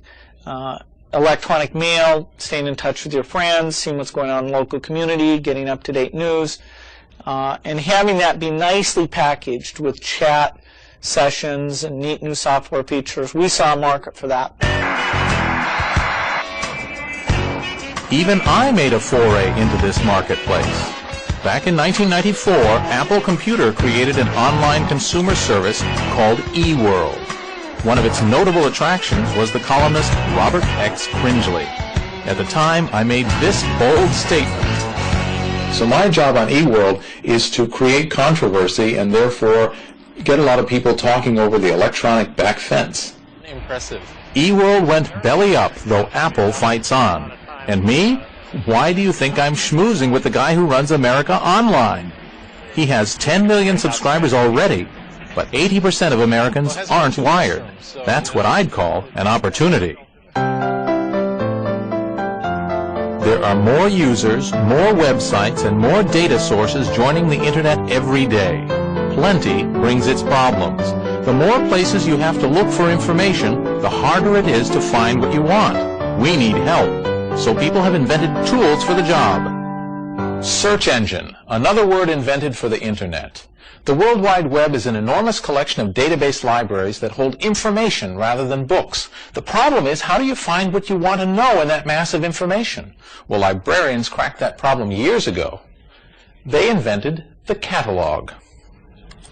Rather than look individually through all those books, I can find what I want by searching this card catalog. On the Internet, the same thing is accomplished by a search engine. It continually catalogs and indexes every word in all those databases. So if you want to know about, say, the career of Arnold Schwarzenegger, go to the search engine, it searches its index, and presto, there's everything you ever wanted to know about Arnie. And a lot you didn't.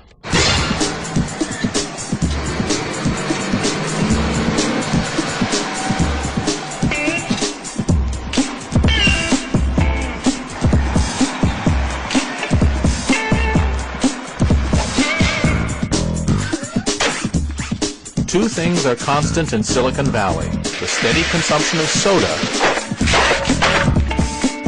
and change. Excite's original product was just a search engine. Now they've built a business around it. They changed the company name. The offices changed from grungy to glitzy. And in 1995, they became that web phenomenon, an internet media site. A cross between an electronic newspaper and a cable network, funded by advertising. We call ourselves publishing on steroids. So devoid of print, paper, and ink, we do what a publisher does or a cable provider does. We aggregate consumers around our programming, and then we sell that demographic back to advertisers. The different ways to make money in the Internet are just beginning to emerge. For Excite, the model is a media channel with content to attract me and advertising to catch my eye while I'm there. But there are other ways. Pay-per-view, mail-order shopping of every kind, games, auctions, and services with no earthly parallel. They're all putting their faith in a new medium to deliver the big payoff. Every time a new visual medium is invented, one application drives the market. This was true for still photography, true for motion pictures, it was especially true for VCRs, and it's true for the World Wide Web. I'm talking about sex. Sex sells, but there is a market for it, and it's true capitalism. If there's a market for it, it will be filled, and it's legal, and there's nothing wrong with it. In the beginning of this industry, like other industries, people are willing to pay for adult content. The home video cassette industry is a prime example. Initially, people were paying several $1,000s back in the 70s for machines to go home and basically watch adult content. As part of this job, of course, you have to type. Is there a typing speed requirement? No, you want to have your nails manicured and everything, and nails do slip a lot on the keyboard. Sure. But as long as you just, like, simple things like, hi, how are you, babe? And you can just put R, U. You don't have to put the whole word down. Sure. And then most of the time you're saying, oh, yeah, baby. So you go, oh, then you go, oh, baby. Does your mom know the work you do? Yeah, actually she does. Yeah, she's okay with it. It's the 60s thing. She's all in that 60s life. Oh, you had a hippie mom. Yeah. So it's great now. Cool. Grandma would not understand. But then anything with computers, oh, honey, you're moving up in the world. And computers, that computer thing, that's going far, that's futures in computers. So as long as they tell them about computers, it's fine. It didn't take long for the advertising industry to notice the growing number of eyeballs staring at websites, or for website operators to start selling those eyeballs to the advertisers. In 1999, online advertising revenue will reach $2 billion, and it's been doubling each year. How about advertising? Well, people say, what a puny number. The software industry only had $300 million in advertising for that internet companies that were supported by advertising. Well, I say, a year before that we had 0. Now we had 300. This March we had 57 million. Who thought we would own advertising? Advertising is the most frequent form of money-making for us, and we have enough people coming to our various online sites that advertisers are interested. And so that's been, for the last 2 years, the majority of our revenue. But then merchandise as well. We have books, we have primers, email services. We do free massages as well. Meet two wise fools, Tom and Dave Gardner. They are dedicated to debunking the gurus of Wall Street and sharing financial advice with other net users. The Motley Fool's an archetypal web service, irreverent, inclusive, and informed, and growing like crazy. On the internet, things change every 3 months. You just can't possibly prepare. If a typical company grows about 10% a year, we're growing about 15% a month. That means each month feels like a year.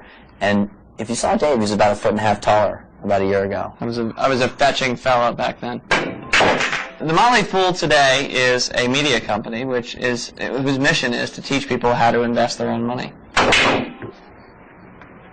We have 600,000 households coming to the Motley Fool every month. Building communities where people can aggregate ideas. Let's say we put 100,000 people together in a block that are going to buy insurance or they're going to buy mutual funds. If we can package them together, have everyone work together, we're going to be able to cut prices significantly. And that's the beauty of going online, of being online. You have a voice. Everyone has their little publishing house right there in their home. Everybody has ideas to share. What makes a good fool? A fool is someone who thinks for herself, somebody who is willing to roll up his sleeves and make his own decisions. One size fits all, actually. Yeah. There, my reputation precedes me. Nothing foolish about saving money on groceries. A website called Planet U sends your grocery coupons direct to the checkout, replacing bulk mail and saving trees all at once. The idea came from hyper-nerd Christine Comerford. The key concept is eating.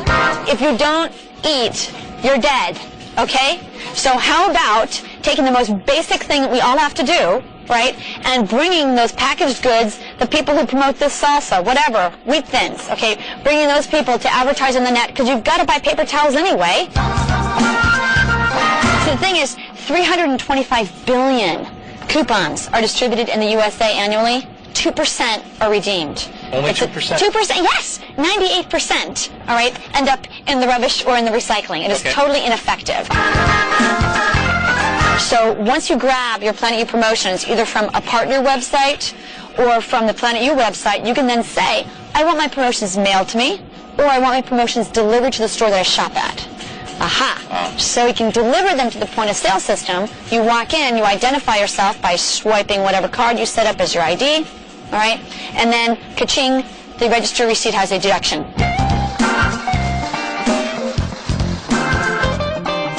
Ka-ching is right. In 1995, there were 27,000 commercial websites. In 1998, 750,000, 30 times as many. Mail order is becoming email order, and you don't have to dress up to go shopping. In fact, you don't have to dress at all. In terms of infrastructure costs, buying underwear in your underwear is hard to beat. And if you buy the same underwear, you know exactly what the product is. You don't have to look at it. You buy Munsingwear 34s or whatever, kangaroo pouch, 12 pair. Please mail it to my house. There's this very American temptation to use the internet to sell things. But what to sell? Well, everyone on the net can already read and write, so the first big commercial success is using digital technology to push that most analog of products, the printed word. But this is not Gutenberg being replaced by the World Wide Web. It's Gutenberg enhanced, using modern technology to sell books. Lots and lots of books.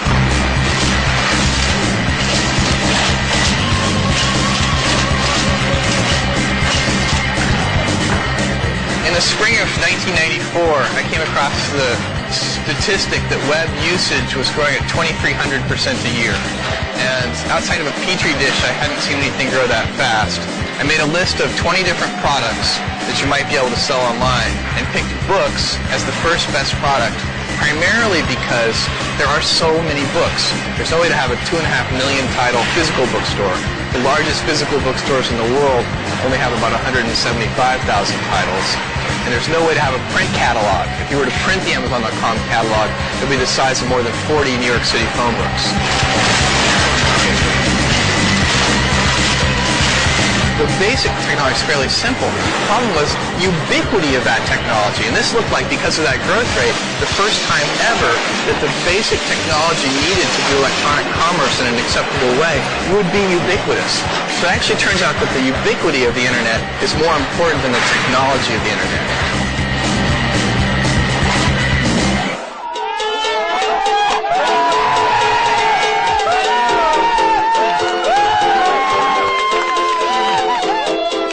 The internet is creating the biggest Californian job boom since the gold rush. And America is running out of homegrown engineers. But the language of the internet is English. So wherever you come from, if you're a decent programmer and speak English, apply here. The sound of leather on willow. It's a cricket game, but we're not in England. We're in Santa Clara County, the most heavily wired and networked community in the world. The Valley employs thousands of Indian-born engineers who bring with them not only their programming skills and their engineering degrees, but also their cricket balls and bats. Sunshine and a field to play is all we ask for. Since there's this big boom in America, in Silicon Valley here, which require a whole bunch of engineers to come all the way from India, we make the big trip up to America to work, and then come here and find out that there's cricket being played. India is the second largest country with the number of engineers after the United States in the whole world. So I think that is a factor. And the second thing is because it's an English-based system, it's a lot easier for people to come from India and integrate and do business in the United States. With the arrival of the internet, companies here can now fill their job vacancies with skilled Indian engineers who don't have to leave India. Could be bad news for the local cricket scene. I work in an industry where there's zero unemployment. You can't get skilled labor at any price, so we're scouring the world market to get programmers. The quality of the people is astonishing. The loyalty of the people and the work ethic, the quality of their English. I mean, everything just blew us away. We just have a fabulous experience in Bangalore, and we're expanding our operations there very, very rapidly.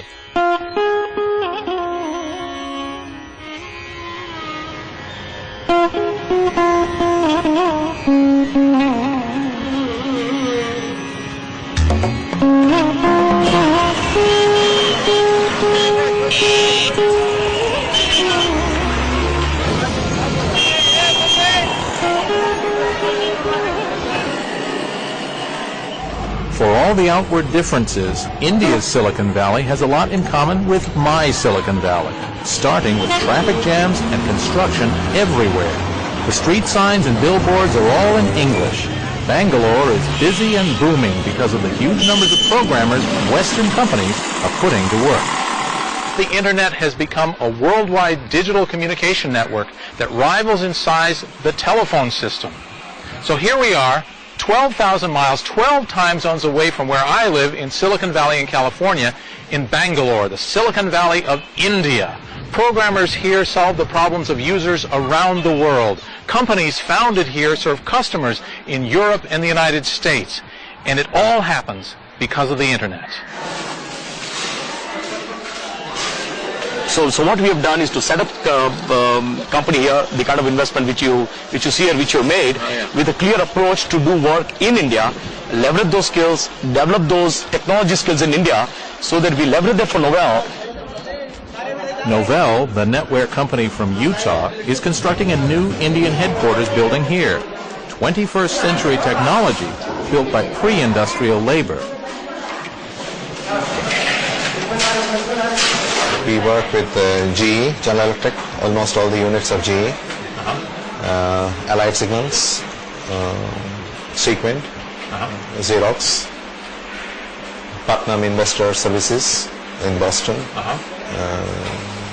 Tandem, Cisco, Stratacom.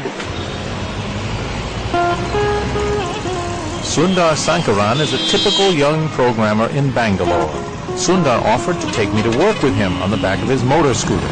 Apparently, every one of his fellow programmers had exactly the same idea. They say that in Bangalore, every second person writes code, and everybody honks at the traffic lights. Honking is a major pastime out here. So you tend to get bored, you generally honk for some time. It makes you feel nice. In India, we have a computer as part of the curriculum. Now it starts from class 3, grade 3 as you would call it. So I've been doing some kind of programming or other since class 8. When I was there, it was class 8. So once I finished my bachelor's, I got into a non-formal institute for computer learning. And then started programming. Programmers in Bangalore are awake when America is asleep. The internet has perfected the 24-hour workday. You're working when your customer is sleeping. Okay, to that extent, if he gives you a problem during his working hours, you solve it and send it back to him by the time he starts working. So, I mean, it's a great advantage, especially if you're doing things offshore. We get a call in the evening through email saying there's a problem. Next day morning when people come to the US, problem is solved. While the customer gets surprised saying, well, I just told you at 5 o'clock in the evening, how come in the morning you guys solved it? Now the problem is solved in other part of the world by really using this 24-hour development cycle. It's not only cricket the British Empire gave India, it also made English the language of government and higher education, which gives Indian engineers another great advantage. People here know English, unlike Japan or China and places like that. People know English, so that is a lingua franca of, software. You have to know English. My kids study in an English medium school. They cannot read or write my own mother tongue, which I'm able to do it, but the next generation is not able to do that. Same way you'll find that Indians don't have problem picking up languages. They can speak French, they can speak, Belgian probably, Most of the languages, people going from here, they pick up very easily. For an American, especially an American from Silicon Valley, it's almost impossible to imagine India as a high-technology development center. I mean, just look around. This is amazing. The average person in an Indian school learns at least 3 languages: English, Hindi, and their local language. Some of them know 5 or 6. Compare that to American students. Think about it in terms of computer languages. What are they? They have syntax, they have characters, they have objects, they have verbs. What's the difference between C++ and Hindi? Not all that much, really. They have a 5,000-year tradition of mathematics, which we don't.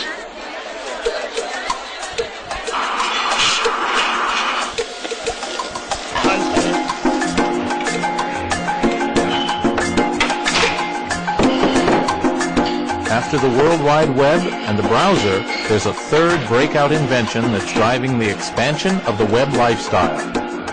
It's called Java, a network programming language named after the Valley's favorite fuel. Like the others, it's helped make the internet easier to use for anyone, anywhere, and with any kind of computer. Because the internet grew in such a haphazard way, the computers on it use many different programming languages. This wasn't a problem when the networks were separate, but when the World Wide Web made it possible for them to communicate, there had to be a way to make it easy. A guy named James Gosling came up with the answer. He invented a language that would run the same on any computer, one size fitted all, which was good for business. And like everything else on the internet, it had a strange name, Java. Maybe he drank too much coffee while working on his invention. Better than naming it Budweiser. one of the most brilliant programmers on the planet, Bill Joy calls him the greatest programmer in the world, came into my office one day because I heard he was upset. And I said, James Gosling, what's the matter? Why aren't you happy? This was like in the early 90s. And he says, I'm tired of dealing with all this old legacy computer environment. It's just, for a great programmer, it's kind of like trying to fly by flapping your wings. And he said, I want to go out and create a new environment. It was conceived way back in 1990-91 timeframe by a few engineers at Sun Microsystems who wanted to create a better world in terms of software delivery, software deployment. And they were imagining consumers being plugged into this networked world. What they didn't realize at the time was it was the internet. It was going to be the internet. What's Java? I mean, Java is a building material. I mean, it's like concrete. It's something that you can use to build software out of. But it's a material that's got some pretty different properties. The one that has sort of gotten the most airtime and most people hear about is write once, run anywhere, or being architecture neutral, where you can sort of write a program once and it will actually run on different machines, and it can rove across the network. And I said, hey, I don't care what you want to do. Wherever you want to do it, whenever, however long, with whoever, for as much money, I'll set you up in a room, I'll give you all the raw meat and Jolt Cola and potato chips you want, anything you need, for as long as you want, just go do something great. He said, really? I said, yeah, now get out of here. So he went off, we set him up in downtown Palo Alto, and they started hiring a bunch of really great people, and they, it was kind of like Groundhog Day. They'd come out every now and then, they'd look around, and I'd look and see what they had, and I go, I don't get it. And they go, okay, so they'd go back in. Certainly early on, I don't think Scott had a good idea what it was about or what it was for. It was sort of this group of, rabble-rousers off in the corner doing something really odd that he didn't know how it related to their main business. And the truth is that in the early times, it didn't relate to the main business. Everyone knows that if you go to the computer store, you have to buy software that runs on Windows or a different piece of software that runs on the Mac. With Java, you could take a single program and it will run on both, and it will run on both well. That opportunity was created because of the Internet. Because the Internet is a mixed network, and it doesn't make sense to have 20 versions of your software on a single server. So the promise of the Internet coincided just at the right time with the great inventions by people like James Gosling in the language. It's taken the world by storm. It's very clearly now going to be in some 300 million computers just 3 years from now. I think there's 200 books on the market right now on Java, 4 million programmers programming in it, and it's only 700 days old, so that's phenomenal. I've done many things that have gotten very popular, but amongst a very sort of nerdy community. Because the kind of stuff I do is stuff that I have no idea how to explain it to my mom. Or even explain, even at a high level, why it's interesting to my mom. And so it tends to stay in a fairly closed community. And to have something that has touched people's everyday lives surprised me.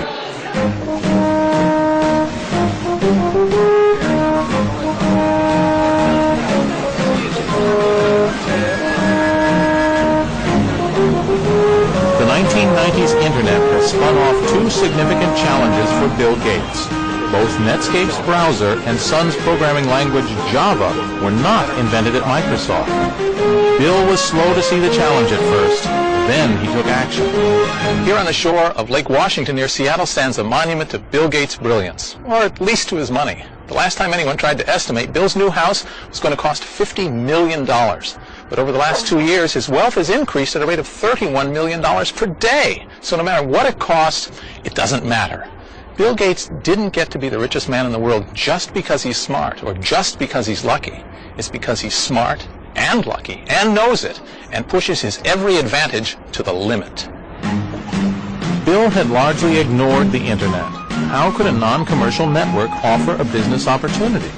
But by 1994, there was growing buzz about the web and Netscape, especially among new Microsoft recruits fresh from college. At the urging of the troops, Bill went surfing. It was an all-nighter that changed Microsoft and the Internet industry. Bill went down to his place, Hood Canal, and with instructions on how to get on and what to go look for, and he got on and started looking around, and then started just going from site to site, and I think eventually spent the greater part of all night on the net, and came back and had a meeting and described the experience and said that he was kind of blown away with just how much was really there. Well, we always assumed that Microsoft would be our biggest enemy because they would have to turn their attention to this. We got lucky for a while in that they weren't paying attention. There were people inside Microsoft who knew what Microsoft should do to respond to us, but the management team at Microsoft was sort of almost willfully ignoring what was happening. Gates is a smart guy. Unlike the management of IBM in the middle 80s, Bill Gates is awake and functioning, and he noticed that the internet was not going to be ignored. He tried to ignore it briefly, and then he saw it wasn't, quickly he saw, in time he saw that it wasn't going to be ignorable. What Bill Gates did was turn an industry supertanker on a dime. At first he didn't really get the internet, but once he did, he wrote a memo called The Coming Internet Tidal Wave, and quickly refocused the entire company on responding to the new environment. It's like Henry Ford going into aircraft production or Boeing into pizza delivery.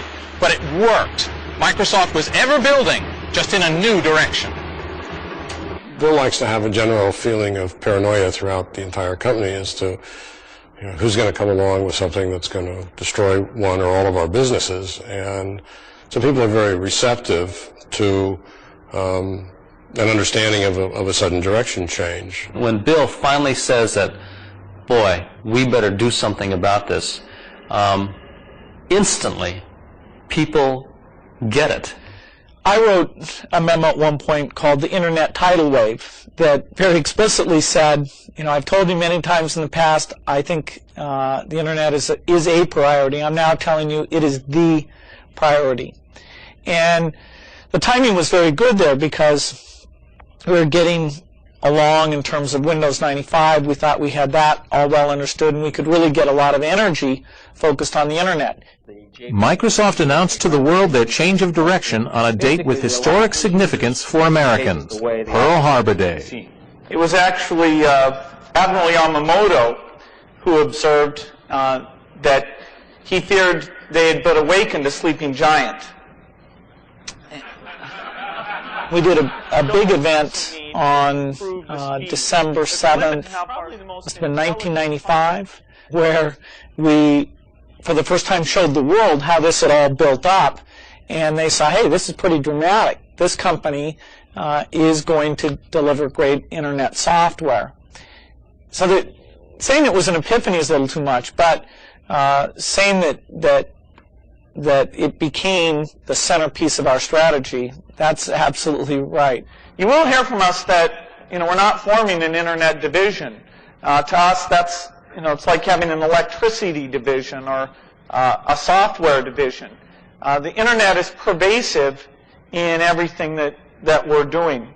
The big break happened at the famous Pearl Harbor Day talk, but Microsoft was doing a bunch of stuff leading up to that. And in fact, they have this thing they do now, which is every 3 months they come out and say, and re-announce how hardcore they are about the internet. And so they've like done that like 5 or 6 times now. When the slumbering giant awoke, this was the result. Microsoft's own browser, the Internet Explorer, a product designed specifically to compete with Netscape Navigator. Funny, don't they look alike? But in 1996, there was a big difference between them. Netscape Navigator cost business users $49. Internet Explorer was free. They're working hard, as you can see here, implementing all the standards we need. And what do you think we'll charge for that? Like all the others, nothing. Okay, well that's quite a deal. Ours was always not free. It was freely downloadable. But if you were a business using it, you had to talk to Netscape about a licensing agreement. That was the way we felt we would be able to make money in the early days, and that was the way we made money. We made $75 million the first year in revenues and $375 million in the second year. The third year ended up being somewhere north of $500 million in revenues. And we did that by giving licenses for companies to make company-wide use of the browser. Microsoft's free Internet Explorer started taking market share from Netscape. To people who care about the market benefits of competition, that's a controversial thing to do. Giving it away is an anti-competitive technique. They're trying to kill Netscape by drying up its revenue sources. And it should be illegal. They should not be permitted to do that. If any antitrust has any use, it's to go in now and say, you spend millions and millions of dollars to develop the thing and you give it away. Why are you doing that? Clearly you're doing that to damage Netscape. You're not allowed to do that. Microsoft came along in an attempt to put us out of business, gave away the browser totally free, even to companies who wanted to use it for business, and it definitely had an impact on us. As a consequence, we had to give away our browser. The results were just as the first exponent of giveaway software would have predicted, John McAfee. If you have two competing products and they are on a par in terms of functionality and usability, the free one is the one that will propagate. Maybe that's why Microsoft is just a little sensitive about whether they are or are not giving their browser away. Well, Microsoft's never been accused of not knowing how to make money. It's pretty straightforward. If you can sell volume software, you can do quite well. Now, in order to keep Windows very strong, we felt having a free browser that promoted our extensions as well as providing all the power of all the other standards, that was critical to our strategy. And so the browser investment is totally paid for by the fact that it helps Windows. And Windows is a very good, quite profitable business. Do we give away software? I don't think so. Nobody ever told us we were giving away the print manager, the thing that lets you configure printers in Windows. It's just a built-in piece of Windows. The browser, similar, is really a built-in piece of Windows. Now, we sometimes update it when it's not time to update the rest of Windows. And so we basically sort of think, let's make sure people get all those updates. But in point of fact, to run our browser, you got to own Windows. So, in a sense, while the browser itself may be free, we're getting paid. On May 18, 1998, the Microsoft Netscape dispute took on a new dimension. The U.S. government stepped into the fight. The Department of Justice filed an antitrust lawsuit against Microsoft alleging anti-competitive practices in the browser market. The Justice Department has charged Microsoft with engaging in anti-competitive and exclusionary practices designed to maintain its monopoly in personal computer operating systems, and attempting to extend that monopoly to Internet browser software. The intervention of Uncle Sam into an industry which until now hasn't had much regulation is a seismic event in the history of the Internet. It may take years to resolve, but you know, I bet Microsoft even has plans to deal with regulatory earthquakes. Well, Netscape is the leader, and Microsoft is the big. Microsoft's playing the role of IBM, if I might go back to the mid-'80s. So Microsoft is the big bumbling company who got taken by surprise with the Internet, and Netscape is the Microsoft that switched roles. So Microsoft is now the dominant monopoly, which relies on, much too often, I think, on its size rather than its excellence to succeed. Well, Netscape's done a very good job, and you always expect new people to come along. I didn't know, what their name would be or who they would be, but there'll always be, every year, companies that latch on to what the latest thing is and get a lot of visibility and deliver products that relate to that. They're ruthless and vicious, and if they decide they want the business you're in, ask anybody who's gone up against them directly. Now, in fact, of course, they weren't in our market when we started, so we were hardly going after a market that they were aware of, but they then realized it could be a big market, and it's their God-given right to own any big market in software.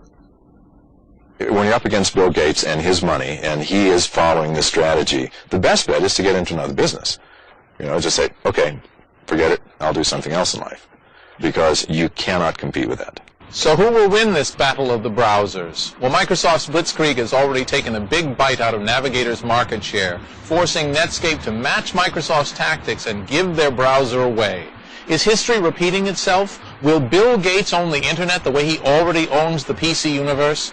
I don't think so. No one owns the Internet, and it's a big place, growing so fast, there's always room for someone with a dream, a taste for cola, and a willingness to go without sleep.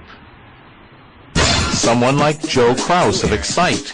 The 26-year-old tycoon gives me a tour of the new headquarters for his billion-dollar company. This is where I figured we'd film the death of Spock scene, okay? So you put me in here, and you turn the halon on.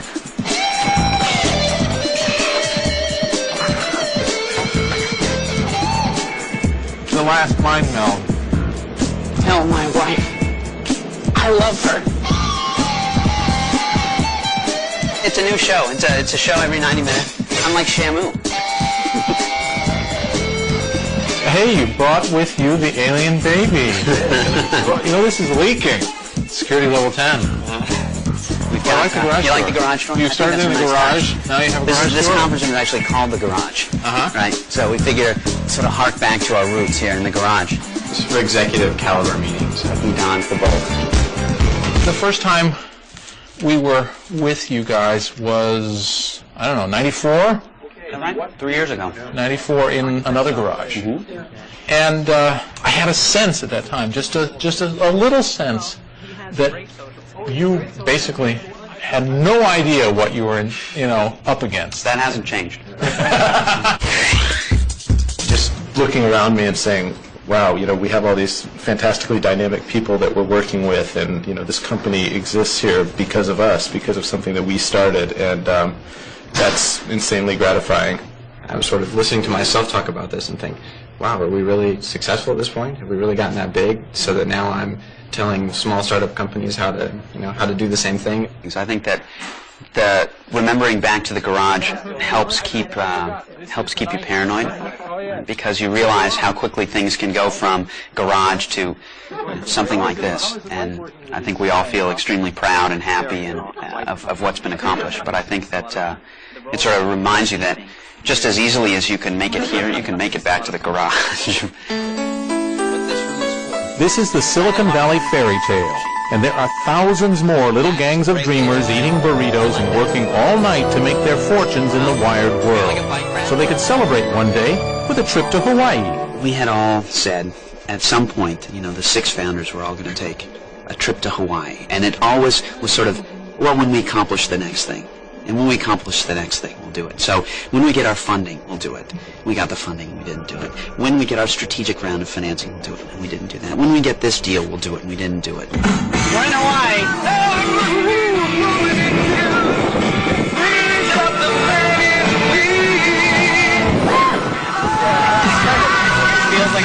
So the Excite guys got to Hawaii at last. Aloha, Graham. 4 years ago, he had a 1/6 share in a bag of rice. Today, he's worth $100 million. Dreams large and small can come true in the age of the Internet, as any computer billionaire will tell you. I went on a camping trip 2 weeks ago with my family. How did I find the campground? That homepage! I got up there and it showed the nice little bunnies and the cabins and the tent sites. Boom! I reserved right there on the spot. Let's go camping. The Internet has come a long way from the halls of the Pentagon, time-sharing, and the first faltering attempts at packet switching. To my way of thinking, the ARPANET is the best investment this country has ever made, other than probably the Louisiana Purchase. No one owns the Internet. No one controls the Internet. The Internet is the common heritage of all humankind. The killer after the Internet is telepresence. It's using the net to be places that you don't have to go to. We want to have a conference where everyone attends but nobody goes. So that's how you get your name on a ballpark. Maybe one day this will be Excite Park, or Cringely Park, or a virtual park which everyone attends on the web.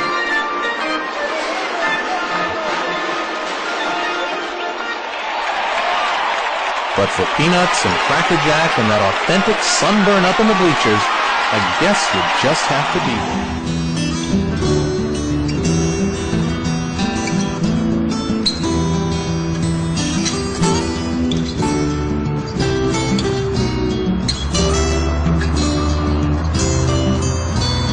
Are you going to Scarborough Fair?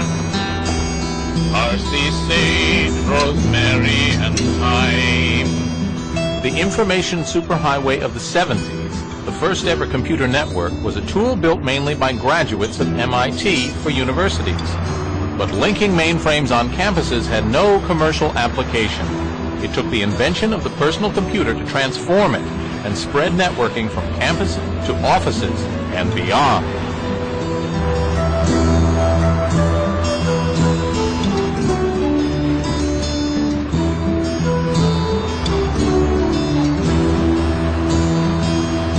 Remember me to one who was there.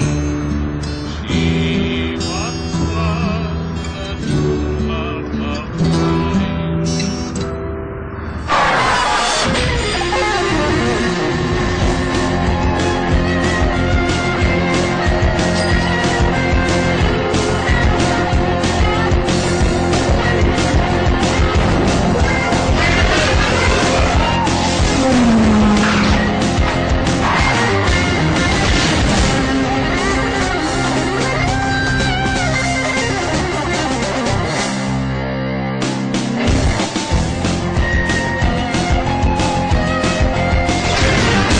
With personal computers proliferating on company desktops, it was a logical next step to connect them all into